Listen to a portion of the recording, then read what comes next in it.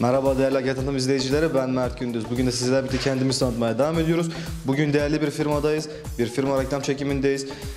Yanımızda Vedat Bey var. Vedat Tekçe emekçilikteyiz. 2022 senesinde artık kendi işini kurdu.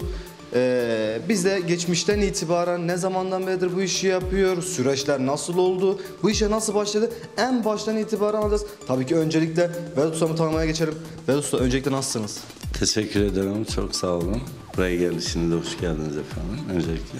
Teşekkür ediyoruz. Şimdi Vedat Bey, o zaman biz en geriden alalım. Ne zamandan beridir bu işi yapıyorsunuz, nereden başladınız, nasıl oldu, nasıl bugünlere geldik? Evet.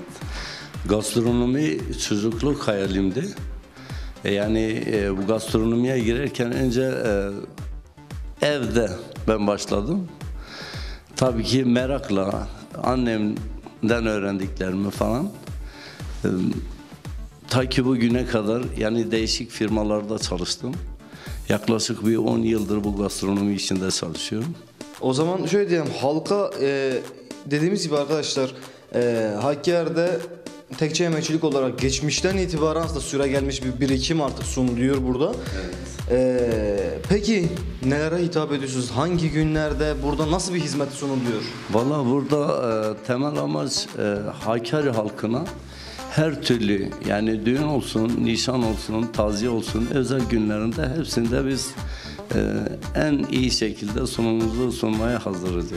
Dediğimiz gibi şimdi bilindiği üzere Hakkari'de hem düğünlerimiz olsun, taziyelerimiz ve özel günlerimiz gerçekten kalabalık geçiyor, yoğun geçiyor. Peki şey yapalım biz o zaman, şu aşamaya geçelim. Yemekler nerede imal ediliyor, nasıl servis ediliyor, nasıl getirilip götürülüyor? Biraz bize bundan bahseder misiniz? Düğünler genelde sipariş üzerine, daha önce düğün sahipleri bizleri ararlar, işte falan tarihte düğünümüz var. Biz de o değerlendirmeyi kendimiz yapıyoruz. Bazı firmalar var 5-6 tane düğün tutabiliyorlar. Bizim kendimize öz firma haftada 4 düğün, bilemeden 3 düğün. Fazlasını biz kaldıramıyoruz. Şu şekil kaldıramıyoruz. Yapabiliriz, en iyi sunumu sunamıyoruz. Bunun en iyi sunumunu sunabilmemiz için biz bunu en iyi şekilde aza indirerek, sonuçta Hakkari yöresine, Hakkari'ye özgü düğünler bayağı aşiret olarak kalabalık oluyorlar. Biz de onu en net şekilde, en iyi şekilde yapıp halkımıza sunmayı tahmin ediyoruz. Üstadım, peki sıcak yemekler nasıl servis ediliyor, nasıl düğün alanına veyahut özel bölge alanına götürebiliyorsunuz?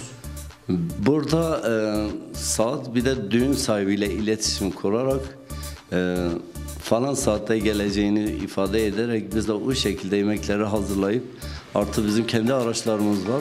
Araçlarımızla artı mesela hava koşullarına göre bazen olur hava sıcak hatta bazen olur soğuk.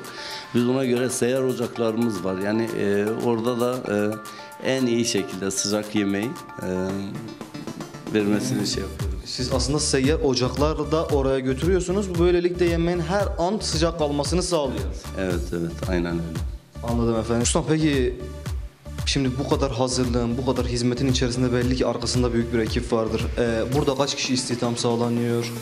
Buradaki ekip kimlerdir? Burada bize bahsedebilir misiniz? Şunu ifade edebilirim. Çünkü ben kendim gastronomide dedim. Daha önce en zor şartlarda değişik firmalarda çalıştığım için, ben şu an işçilikten geldiğim için benim şu an 4 tane hostam artık kardeşlerimle beraber şu an 12-13 kişilik bir ekip içerisinde aktif olarak çalışıyoruz. Tabii ki böylesine bir hizmetin aslında arkasında hem usta eller hem de emekçi bir ekibin olması gerekiyor. Usta, peki geçmişten itibaren bugüne kadar geldik. Peki bundan sonrası için gelecekteki hedefleriniz, vizyonunuz nelerdir? Vallahi geleceğe yönelik şu hedeflerim var. Biliyorsun Hakkari'de işsizlik oranı had safhadadır. Ben işletmeme daha büyük hedeflere ulaşabilmesini istiyorum.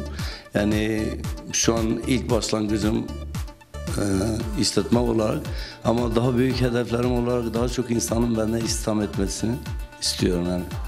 Peki yavaş yavaş da programımızın sonuna geliyoruz. Son olarak bizim izleyicilerimize, sizin müşterilerinize ve genel Hakkari halkına demek istediğiniz bir şey var mı? Öncelikle size ve Hakkari halkına ben sonsuz şükranlarımı sunuyorum. Şu şekilde diyebiliyorum, eş dost akrabama sonsuz şükranlarımı sunuyorum efendim. Biz de size teşekkür ediyoruz bu röportajı bizde yaptığınız için.